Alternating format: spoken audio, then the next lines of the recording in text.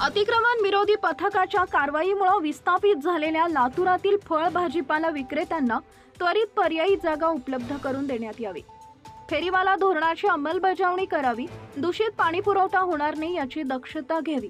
माजी मंत्री आमदार अमित विलासराव देशमुख यांच्या महानगरपालिका आयुक्त बाबासाहेब मनोहरे यांना सूचना। लातूर शहरात अतिक्रमण विरोधी पथकाने कारवाई केल्यामुळे विस्थापित झालेल्या फळे व भाजीपाला विक्रेत्यांना त्वरित पर्यायी जागा उपलब्ध करून द्यावी। शहरात सर्वोच्च न्यायालयाच्या निर्देशानुसार फेरीवाला धोरणाची अंमलबजावणी करावी। शहरात स्वच्छ पाणी पुरवठा करावा। महिलांसाठी मोफत सिटी बस प्रवास योजना सुरूच ठेवावी। एसटीपी प्रकल्प तातडीने सुरू करावा आदी सूचना राज्याचे माजी मंत्री आमदार अमित विलासराव देशमुख यांनी लातूर शहर महानगरपालिकेचे आयुक्त बाबासाहेब मनोहरे यांना केलेत।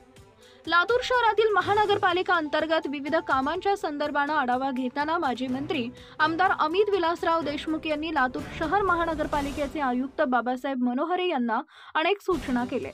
यात लातूर शहरात फिरून हातगाडे व इतर माध्यमातून फळे, भाजीपाला, इतर वस्तू विकणाऱ्यांसाठी सर्वोच्च न्यायालयाच्या निर्देशानुसार फेरीवाला धोरण निश्चित करण्यात आलेले आहे। त्याची ताबडतोब अंमलबजावणी करण्यात यावी।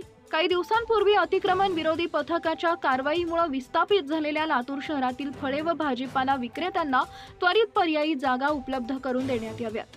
शहराच्या काही भागात दूषित पाणी पुरवठा झाल्यानं नव्या तक्रारी आलेल्या आहेत। या संदर्भात त्वरित कारवाई करून सर्वत्र स्वच्छ पाणी पुरवठा करण्यात यावा अशा सूचना माजी मंत्री आमदार अमित विलासरावजी देशमुख यांनी आयुक्त यांच्याकडे केल्यात। Subscribe now and press the bell icon. Never miss an update.